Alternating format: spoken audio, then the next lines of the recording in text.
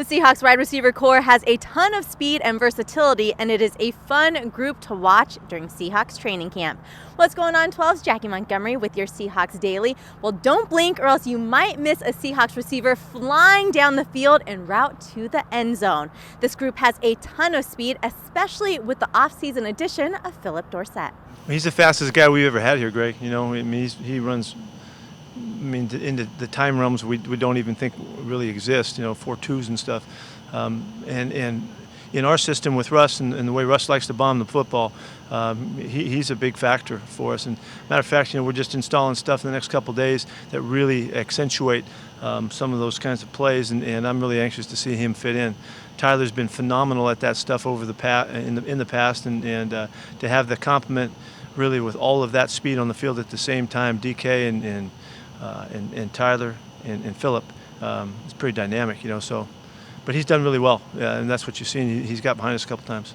Dorsett recorded an unofficial 40 time of 4.25 in the combine, just a hair faster of his official time of 4.33.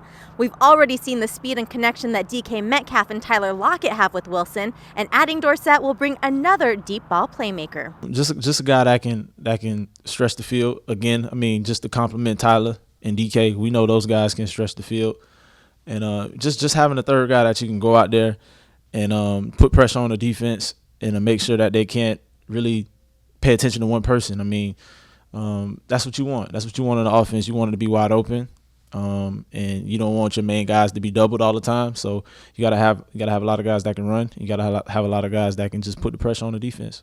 According to Next Gen Stats, Seahawks receivers led the NFL in deep catches, and with the deep ball accuracy we continue to see from Russell Wilson, perhaps more are in store for 2020. He throws a very easy, catchable deep ball. I mean, he just drops it in a bucket, and I think that's why it's so historically great, because they're easy for the receiver to catch, and they're accurate. He knows how to throw guys open, and that's a great trait that he has, and he sees it and he just lets it fly, and he's special at it. On Saturday, Seahawks receivers will get to show off their speed in the first game-like setting of the 2020 season as the team holds their first mock game. With no preseason games this year, the mock games are extremely important for both the players and the coaching staff. There's a lot of stuff going on for this first game for us. We're doing everything that we can do to make it as game-like in terms of all of what it takes to get to the game, and that's all of the work that goes on in the locker room, pregame stuff, the pregame routines, on the field stuff to get ready, back in the locker room, the time frames, we're doing all those exactly like a game.